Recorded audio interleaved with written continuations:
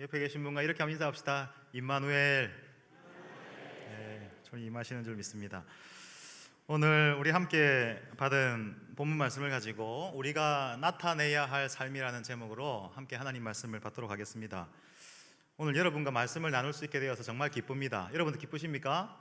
네, 감사하네요. 근데 말씀 나누기 전에 여러분을 또 너무나도 사랑하시는 어떤 분께서 멀리서 영상 편지를 하나 보내오셨습니다. 이걸 먼저 보고 하나님 말씀 받도록 하겠습니다. 보여주시죠. 사랑하는 사익동교회 성도 여러분, 우리 이번에 37명의 우리 사익동교회 성지 순례 방문단은 지금 너보산 정상에 올라와 있습니다. 너보산은 모세가 이스라엘 백성을 40년 인도하고 이제 마지막 하나님의 부르심을 받는 장소였습니다. 자, 이 너보산역의 기념교회가 앞으로 아주 깔끔하게 지어져 있습니다. 이 지역은 지금 요르단 나라에 소속되어 있지만은도 우리 성경의 그런 역사적 배경이 너무나 뚜렷한 감회로운 감회 깊은 너보산 정상입니다. 자, 저 서쪽으로 보겠습니다. 저 서쪽에 바로 앞에 왼쪽에 염해바다가 보입니다. 염해 소금바다.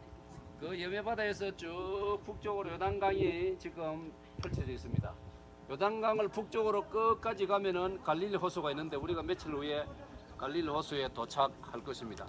갈릴리 호수의 물은 헐몬산에서 눈이 녹아내려서 그 물들이 갈릴리 호수로 들어가고 그 갈릴리 호수 물들이 요단강을 이루어서 이 염해바다까지 내려온 것입니다. 그리고 우리 맞은편 정면 저쪽에 여리고시가 보입니다. 여러분 여리고 아시죠? 여리고 성이 무너지는 우리 기생 라합 이야기가 있고, 자, 모세는 이곳에 서가지고 하나님, 저 하나님이 약속해 주신 젖과 꿀이 흐르는 땅, 하나님이 축복하시면 언제든지 아름다운 땅으로 변할 수 있는 우리 조상 아브라함에게 약속하신 저 약속의 땅, 저도 가서 이 두 발로 밟아보고 싶습니다. 그렇게 소원을 했지만은 이미 하나님께서는 모세에게 너가 가데스 바네아에서 백성들이 물을 달라고 할 때 네가 너무 피곤하고 너무 마음이 상해가지고 내가 바위를 가리켜서 물을 내려 했는데 네가 지팡이를 가지고 바위를 2번 두드려 폈지 않느냐. 네가 그때 백성들 앞에서 내 영광을 드리지 않았기 때문에 너는 그 벌칙으로 가나안 땅을 이 너보산에서 서쪽으로 바라보기만 하는 것은 내가 허락할 것이고 네 발로 들어가지는 못하고 이 백성들은 네의 제자 요수아 장군은 백성들을 데리고 들어갈 것이다. 그대로 모세는 여기에서 숨을 거두었는데 그 시체가 어디 있는지는 이스라엘 백성에게 하나님께서 알려주지 않으셨다라고 했습니다. 오늘 날씨도 좋고 해서 하나님께서 이 너보산 언덕에서 모세가 바라보았던 저 왼쪽에 염해바다 요단강 그리고 그 뒤편으로 여리고 성, 여리고 도시를 지금 우리가 바라보고 있습니다. 여리고에서 직선으로 쫙 가면은 바로 예루살렘인 줄로 우리가 압니다. 하나님의 은혜로 또 성도 여러분들의 기도와 여러 사랑의 저 축복 속에서 우리 37명 아주 은혜롭게 또 너무나 감사한 마음으로 이 성경의 유적지를 잘 돌아보고 있습니다. 할렐루야. 다음에 또 연락드리겠습니다. 축복합니다. 네. 할렐루야. 감사합니다. 담임 목사님께서 이렇게 영상 편지를 보내오신 것을 통해 가지고 여러분 무슨 생각을 혹시 하십니까? 저는 이런 생각을 하게 되었습니다. 담임 목사님께서 성지순례 현장을 우리 모두와 함께 정말 나누고 싶어 하시는구나 라는 것을 알게 됩니다. 그래서 저런 영상을 또 찍어서 보내오신 것이죠. 이 모든 걸 볼 때 그런 것을 알 수 있는 이유가 사람은 다 자기 마음에 있는 부분을 행동으로 나타내기 때문입니다. 여러분, 사람은 다 자기 자신이 어떤 사람이고 자기가 어떤 상태인지를 자신의 행동으로 나타냅니다. 그래서 행동을 잘 살펴보는 것은 결코 잘못된 것이 아니지요. 그래서 성경에 그 열매를 보면 그 나무를 안다라고 그런 말씀도 언급되고 있지 않습니까? 그래서 행동은 그 사람이 어떤 사람인지를 확인시켜주는 거울 같은 역할을 이렇게 하는 것입니다. 여러분, 지금 설교하고 있는 저를 한번 보십시오. 제가 지금 떨고 있는 거 보이십니까?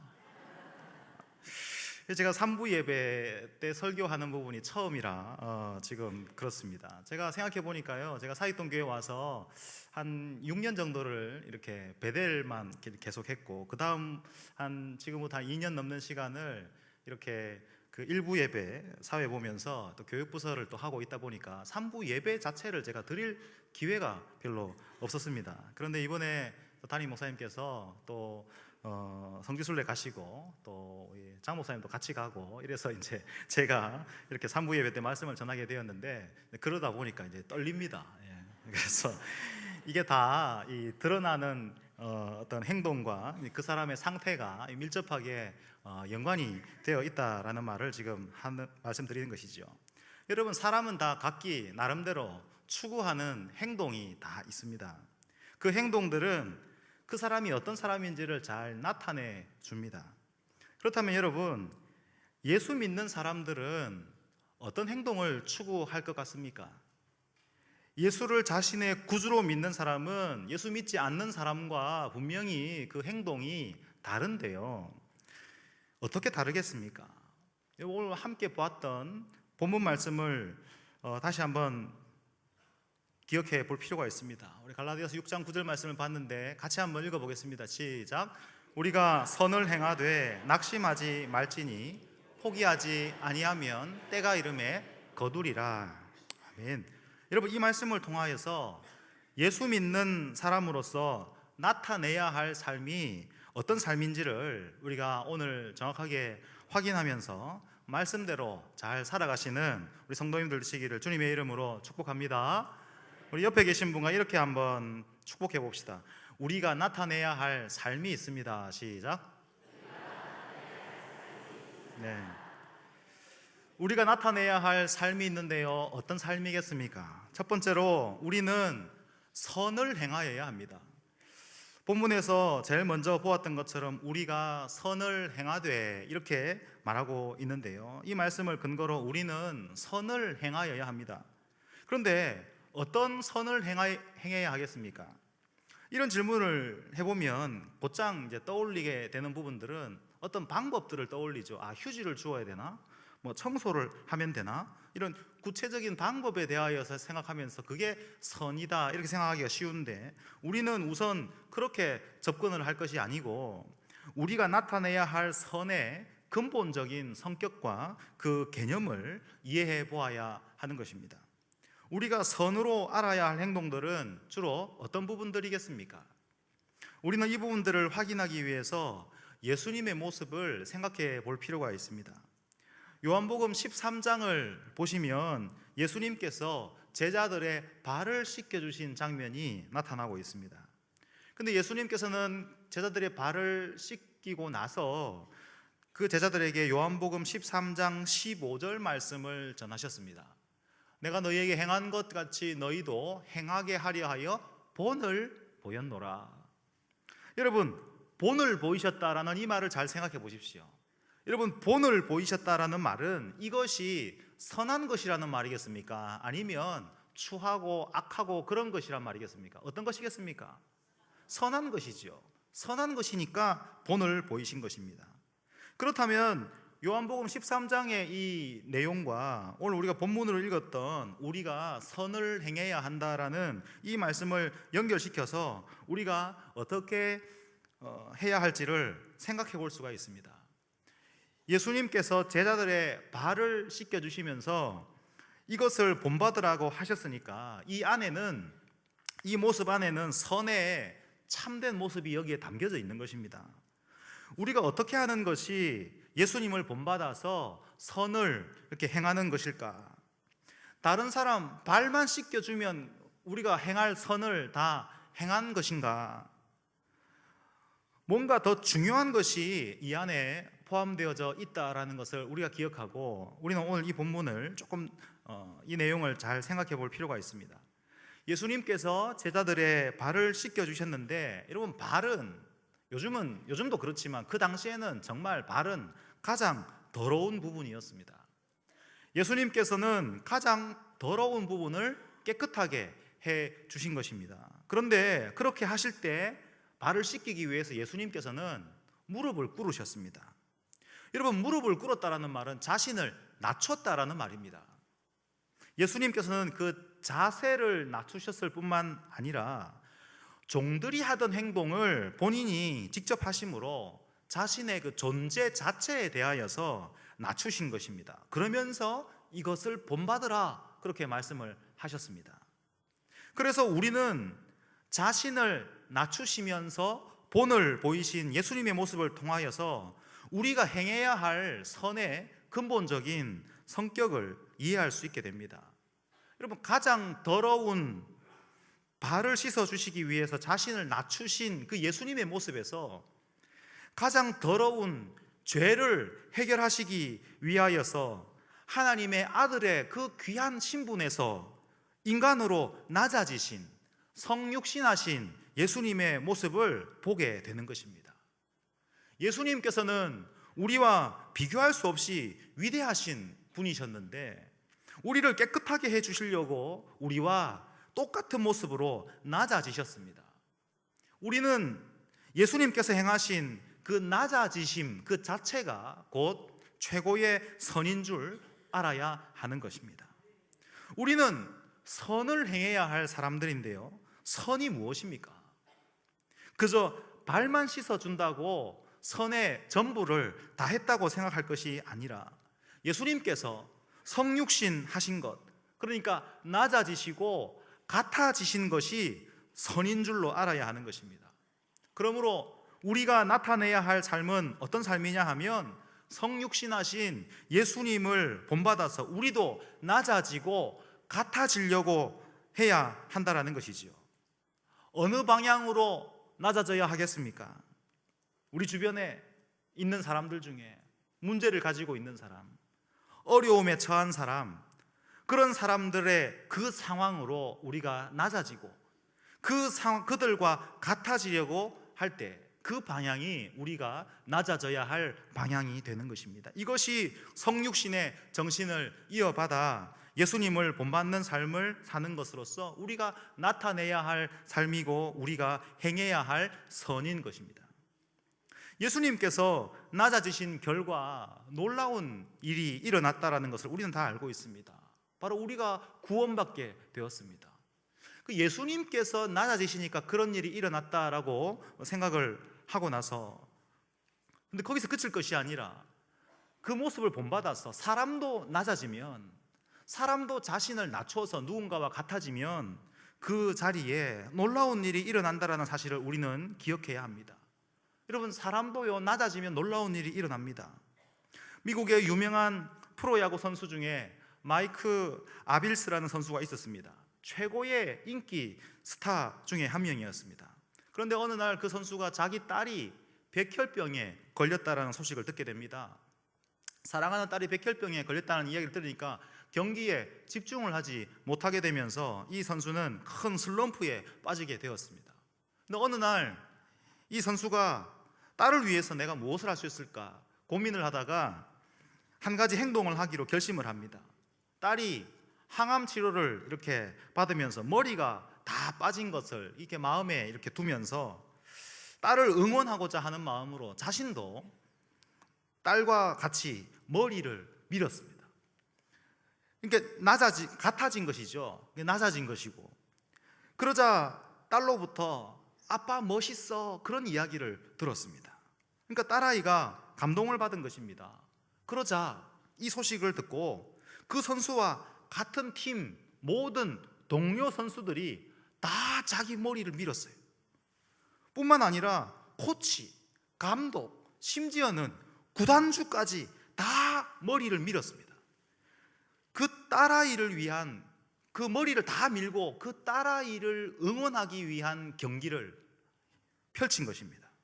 그러자 어떤 일이 일어났는지 아십니까? 그날 그 경기를 보기 위해서 그 경기장을 찾은 모든 관람객들이 그 모습에 기립박수를 보내면서 응원을 하고, 또 이것이 전 세계 야구 팬들에게 전해지면서 큰 감동을 일으키는 하나의 계기가 되었습니다.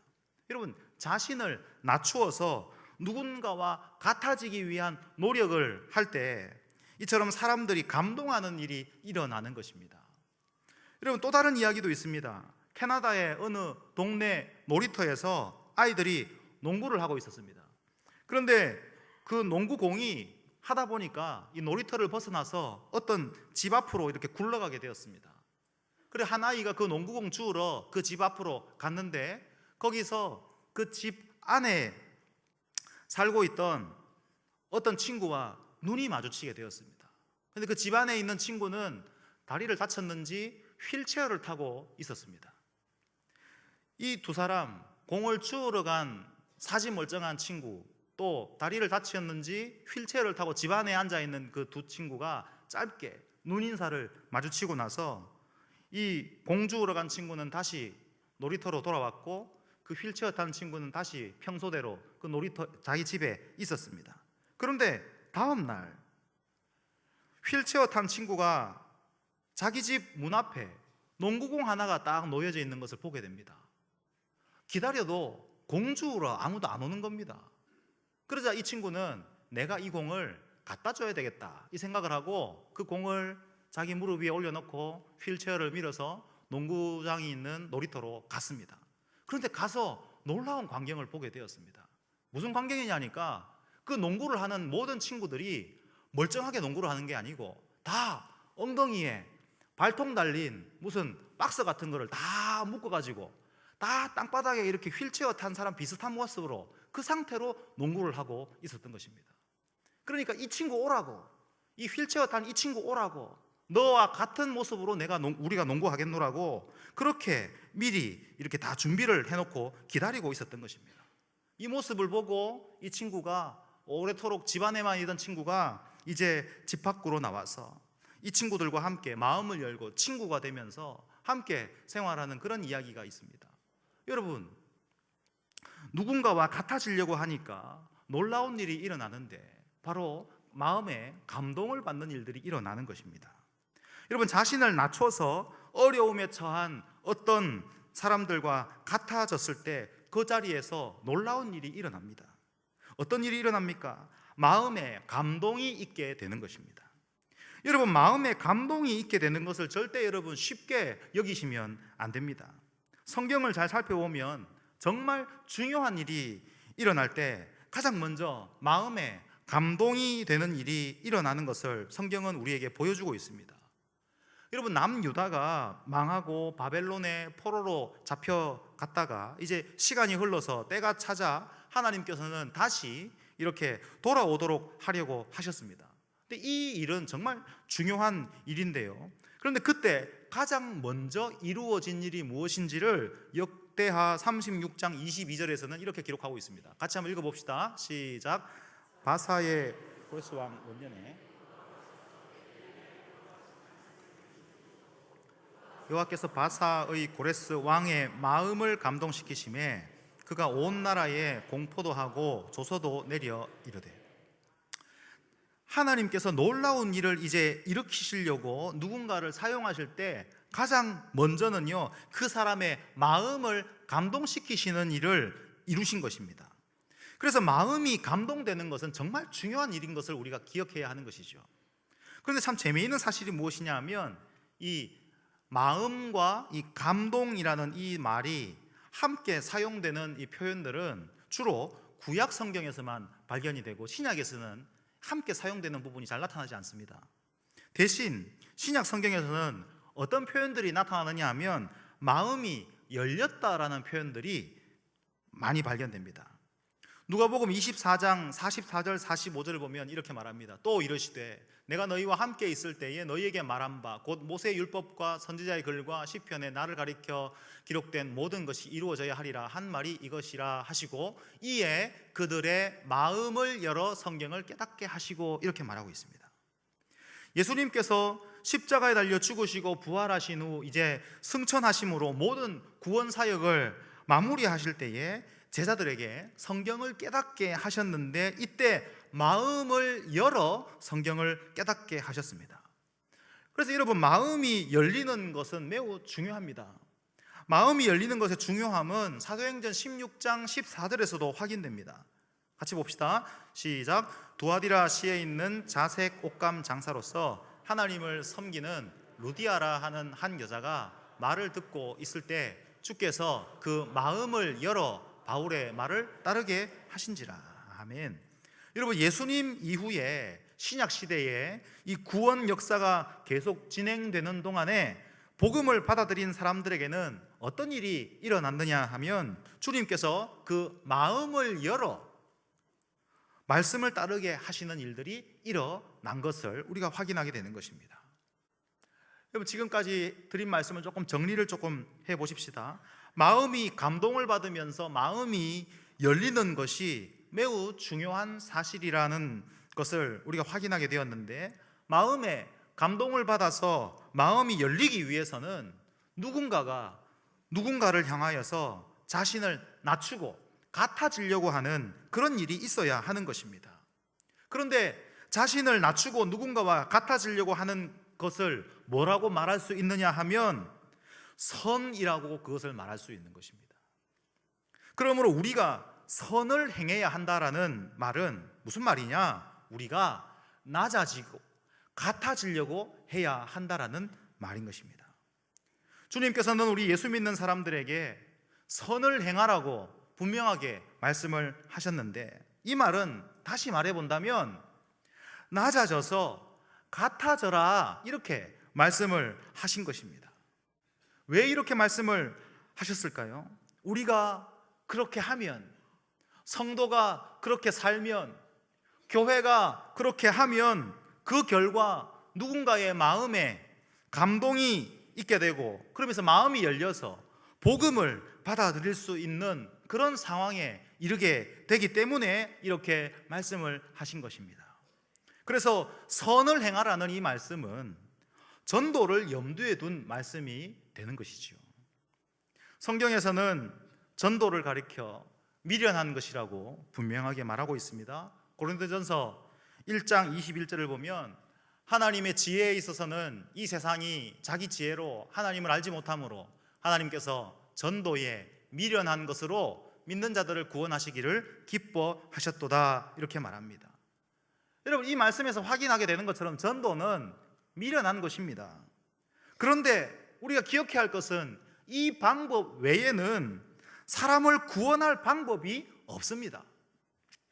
자신을 낮추면서 누군가와 같아지는 그 선을 행해야 상대방의 마음에 감동을 주어 마음이 열리게 하면서 이 미련하다라고 하는 이 전도가 구원의 통로 역할을 하게 되는 것입니다. 새생명 축제가 다가오고 있는 거 다 알고 계신 줄로 믿습니다. 근데 여러분, 새생명 축제가 다가오는데요, 시간이 별로 없습니다. 여러분, 알고 계십니까? 지금은 태신자 작정을 하셔야 될 때입니다. 지금 작정을 해야 남아있는 한 달 정도의 시간 동안 기도도 하고 그 사람들을 만나기도 하고 또 그 사람들을 초청하기도 하면서 이 새생명 축제 준비에 소홀함이 없게 되는 것인데요, 이 작정하는 부분 다 잘 하셨습니까? 네. 작정 잘 하셨습니까? 대답이 왜 이렇습니까? 네? 여러분, 지금 우리가 이 부분에 정말 집중해야 합니다. 태신자 작정 이번 주 중으로 다 끝내야 됩니다. 이번 주 중으로 작정하는 거 다 끝내시기를 진심으로 축복하고 부탁합니다. 할렐루야. 옆에 계신 분에게 이렇게 말해 봅시다. 이번 주 중으로 끝내겠습니다. 이번 주 중으로 작정 다 끝내시고 함에 넣으셔가지고 약속의 의미로 작정함에 여러분들이 작정한 카드가 수북히 쌓이게 되기를 기대해 봅니다. 그런데 여러분, 태신자를 작정하실 때 작정은 많이 하고 볼 일입니다. 한 명 했다가 그거 기회가 날아가면 끝인데 한 30명 하면요 많이 건집니다. 그러니까 그 작정은 많이 하고 볼 일입니다. 그런데 우리가 작정한 그 사람들을 생각하면서 어떤 마음을 품어야 되겠습니까? 내가 이들의 위치로 낮아져야 되겠다라는 그 마음과 내가 이들의 상황과 같아져야 되겠다라는 그 마음을 우리가 품어야 하는 것입니다. 그러면 내가 이들과 같아지고 내가 이들의 위치로 낮아지면 이들이 거기에서 감동을 받고 마음을 열어서 교회로 와서 보시는 것처럼 강균성 형제가 복음을 전하고 담임 목사님께서 복음을 전하고 안민 장로님께서 복음을 전할 때 그 복음을 잘 받아들이면서 복음을 따르게 되는 역사가 일어나게 되는 것입니다. 이 일에 귀하게 잘 사용되시면서 잘 작정하시고 잘 낮아지셔서 주님의 영광 높여드리기 위해 나아가시는 여러분 되시기를 주님의 이름으로 축복합니다. 우리가 나타내야 할 삶으로 선을 행하는 것과 함께 또 한 가지가 언급이 되고 있는데, 그것은 바로 낙심하지 말고 포기하지 말아야 한다는 사실입니다. 읽었던 본문 말씀 갈라디아서 6장 9절은 우리가 선을 행하되 낙심하지 말지니 이렇게 말하고 있습니다. 그런데 왜 이런 표현을 했을까요? 사람은 선을 행하면 무엇을 기대하는지 아십니까? 상을 기대합니다. 뭘 했으니까 칭찬을 기대하는 것입니다. 그런데 선을 행했는데, 나름대로 한다고 했는데, 다시 말해서 예수님을 본받아서 낮아지려고 하고 같아지려고 힘썼는데 기대했던 상이 없는 것 같거든요. 칭찬을 듣지도 못하는 것 같거든요. 도리어 어떤 사람들로부터 싸늘하고 냉랭한 반응을 받기도 하고, 또 심지어 어떤 이들로부터 교회가 왜 이러냐고, 믿는 사람들이 왜 이 모양이냐고 막 질타를 하기도 하거든요. 그러면 인간인지라 그만 낙심하게 되는 것입니다. 내가 괜히 했구나. 내가 괜히 마음이 이렇게 훅 들어와가지고 괜히 했구나. 시간 낭비했네. 그러면서 후회가 되는 것이죠. 근데 주님께서는요, 우리가 그런 걸 아시고, 우리가 이렇게 될 걸 아시고, 연약한 존재라는 것을 아시고 미리 분명하게 당부하시는데, 뭐라고 당부하시느냐 하면 낙심하지 말라, 그렇게 말씀을 하시는 것입니다.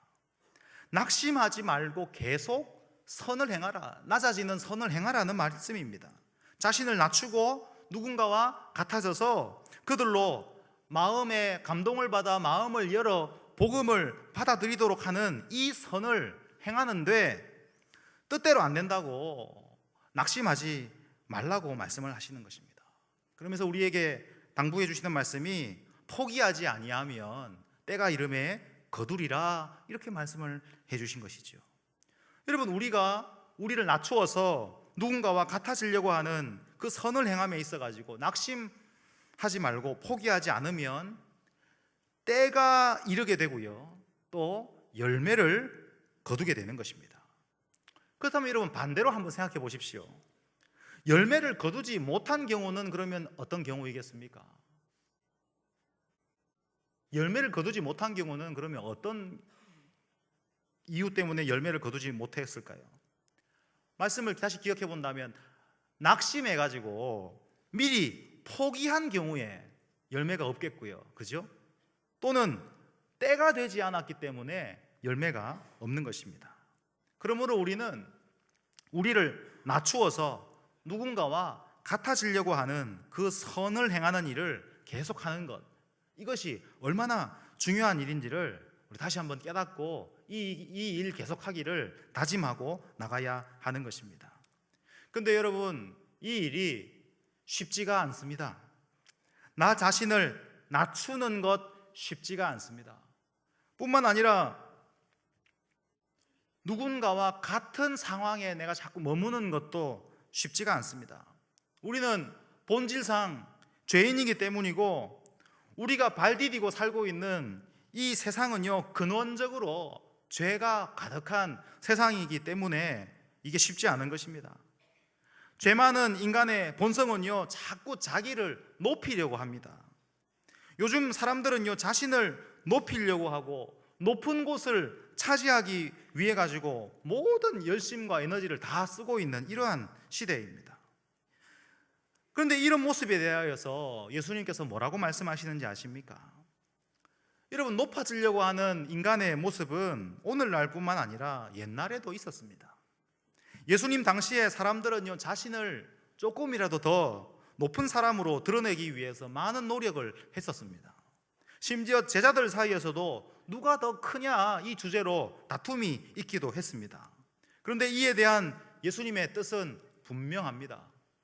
마태복음 23장 11절 말씀인데요. 같이 읽겠습니다. 시작. 너희 중에 큰 자는 너희를 섬기는 자가 되어야 하리라. 우리는 인간인지라 우리 안에는 높아지고 싶은 마음이 다 있습니다.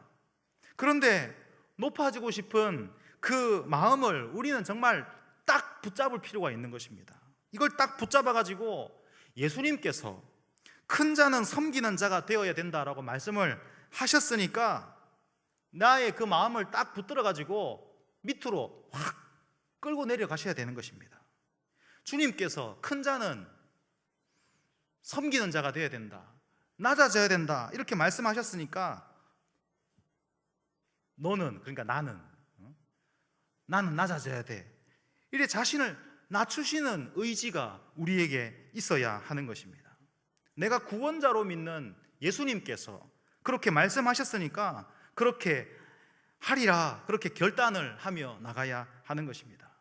그렇게 하는 사람이 진짜 높은 사람이고 진짜 큰 사람인 것입니다. 그런데 예수님의 말씀만 생각하면 그렇게 해야 되는데 이 죄악된 현실을 보면 또 그렇게 하기가 쉽지 않습니다. 머리로는 예수님 말씀대로 낮아져야 되는데 하면서도 우리 몸이 어떻게 보면 말을 듣지 않는 것이지요. 이것이 오늘을 사는 모든 성도들의 현실일 것인데요, 이런 현실 속에서 우리는 무엇을 해야 하겠습니까? 예수님께서는 누가복음 18장에서 어떤 과부에 대한 이야기를 말씀해 주셨습니다. 어떤 과부가 누군가에게 억울한 일을 당해서 마음에 원한이 생겼습니다. 그래서 그 마을의 재판장에게 가서 자신의 억울한 사정을 호소했는데 그 재판장은 하나님을 두려워하지도 않고 사람들을 무시하는 악질 재판장이었기 때문에 이 과부의 호소를 번번이 무시했습니다. 그런데 과부는 계속 호소했습니다. 이 재판장은 계속 무시했습니다. 이게 반복되다가 문득 재판장이 이런 생각이 들었다지요. 누가복음 18장 5절과 같이 이 과부가 나를 번거롭게 하니 내가 그 원한을 풀어주리라, 그렇지 않으면 늘 와서 나를 괴롭게 하리라, 이렇게 말한 것입니다. 결국 이런 마음이 생겨서 일이 잘 되었다라고 예수님께서 말씀을 하셨습니다.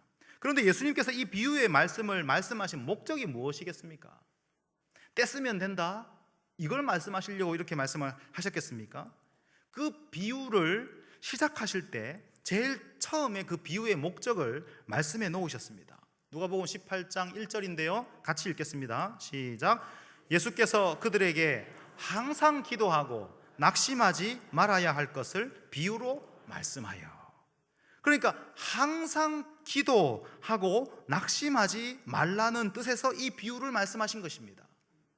그러므로 우리가 깨달아야 할 중요한 사실이 있는데요, 항상 기도하는 것과 낙심하지 않고 포기하지 않는 것 사이에는 밀접한 상관관계가 있다라는 사실입니다. 항상 기도하면 어떻게 되겠습니까? 항상 기도하면 어떻게 되겠습니까? 맞추면 빨리 끝내고요, 안 맞추면 항상 기도하면 어떻게 되겠습니까? 낙심하지 않으면서 포기하지 않게 되는 것입니다. 그래서 선을 계속 행할 수가 있게 되는 것입니다. 그런데 반대로 기도를 그치면 어떻게 되겠습니까? 그러면 낙심하게 되는 것이고 포기하게 되는 것이죠. 그래서 선을 행하는 일 자체도 그냥 접게 되는 것입니다.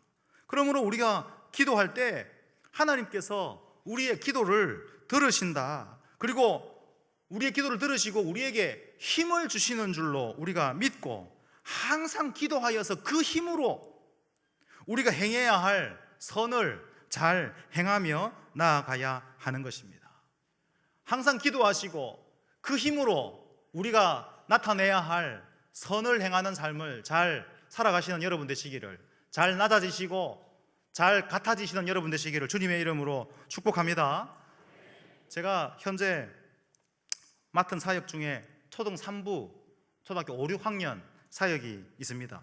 그래서 제가 이 어린 아이들과 함께 부를 찬양 뭐 없을까 살펴보다가 제가 기가 막힌 찬양을 하나 발견했습니다. 그럼 제가 먼저 한번 불러볼 테니까요. 이 반응이 있을지 모르겠는데 한번 잘 듣고, 여러분 음악성이 좋으시니까 한번 따라서 함께 한번 찬양해 보았으면 좋겠습니다. 이런 찬양입니다. 낙심 말고 주님과 함께 전진하라. 너희 대장 되신 예수님 모든 것을 채우시리. 주님께서 너희에게 주신 땅에서 힘을 다해 추수하라. 주님 함께하네. 다시 한번 같이 해볼까요? 낙심 말고, 낙심 말고 주님과 함께 전진하라. 너희 대장 되신 예수님 모든 것을 채우시리. 주님께서 너희에게 주신 땅에서 힘을 다해 선수하라. 주님 함께하네. 할렐루야. 첫 부분이 너무 좋습니다. 낙심하지 말고 주님과 함께 전진하라. 우리가 주님과 함께 전진하는 것이 뭐겠습니까? 기도하는 것입니다. 그러면 힘을 얻고 그 힘으로 우리가 나타내야 할 삶을 살게 되는 것입니다. 여러분, 낙심하지 않기 위해서 우리는 항상 기도하려고 해야 합니다. 여러분, 항상 기도한다라는 말은 24시간 기도한다라는 말이기보다는 의지적으로는 항상 하나님의 뜻을 구하면서 살아야 되겠다, 그렇게 다짐하면서도 현실 가운데서는 조금이라도 시간을 내 가지고 내가 실제로 기도를 해야 되겠다라고 하는 것이 항상 기도하는 것입니다. 여러분, 직장일로 여러분 낙심될 때가 있지 않습니까? 그때 뭐 하십니까? 낙심만 하십니까? 그때 기도하셔야 하는 것입니다. 자녀일로 낙심이 될 때가 있지 않습니까? 그때 뭐 하십니까? 기도하셔야 하는 것입니다. 항상 기도해야 할 이유가 많이 있는데요, 궁극적으로는 우리가 예수 믿는 사람으로서 주님을 본받아 선을 행하기 위하여 기도해야 하는 것입니다.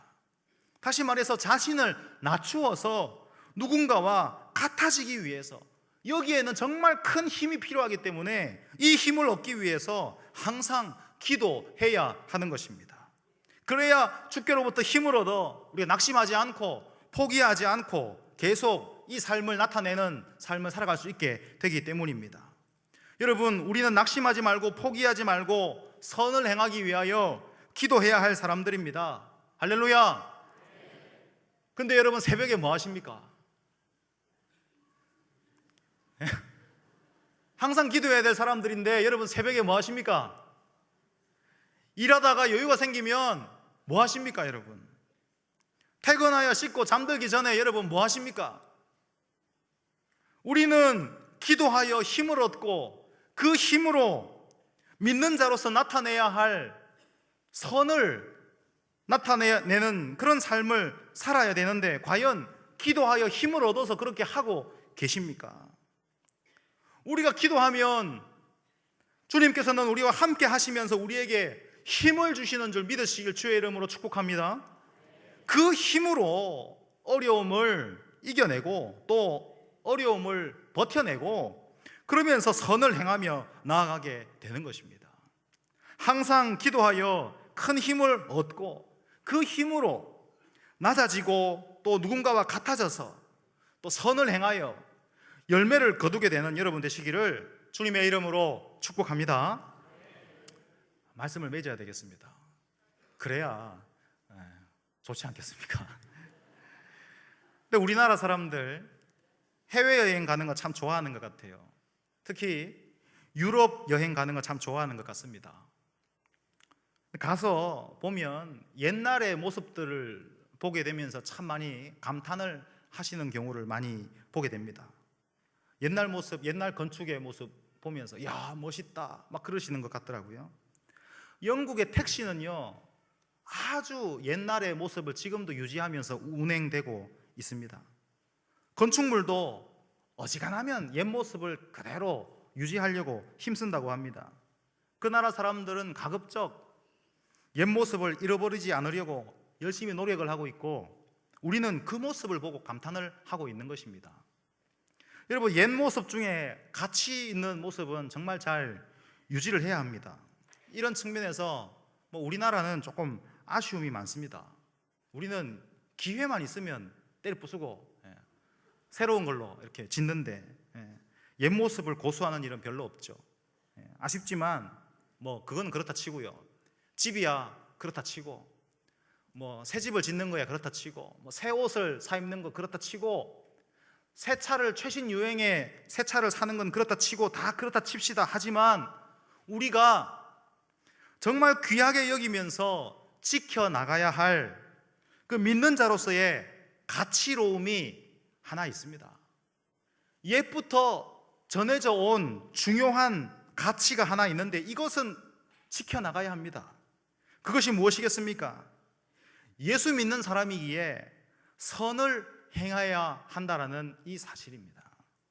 예수님을 본받아서 외롭고 어려움에 처한 사람들을 향하여서 그들과 같이 낮아지고 그들과 같아지려고 하는 이 움직임은 시간이 흘러도 예수 믿는 사람이라면 그 가치를 소중히 여기고 계속 그 삶을 힘써 나타내며 나가야 하는 것입니다. 사랑하는 우리 사직동교회 성도 여러분, 낮아지려고 힘쓰시는 여러분 되시기를 주의 이름으로 축복합니다.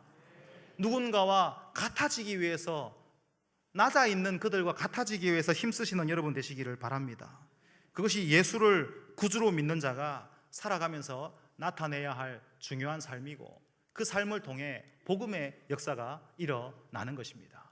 이를 기억하고 기도하면서 힘을 얻어 그 삶을 잘 살아가시는 여러분 되시기를 주님의 이름으로 축복합니다.